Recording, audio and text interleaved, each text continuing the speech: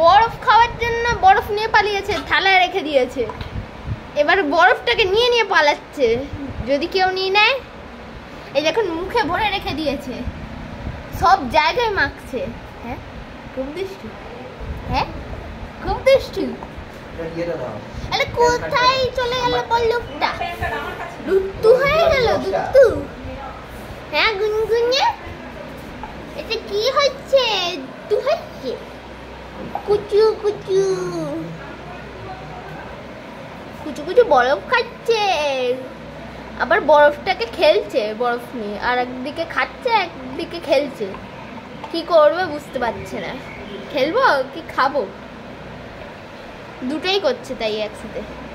জলে মাথা মাত করে দিয়েছে, থালা এখানে ফেলে দিয়েছে। থালা থাক, আমি বরফটা খেয়ে নেবো। টুকুস টুকুস করে মুখে ভরে ভরে গলাচ্ছে।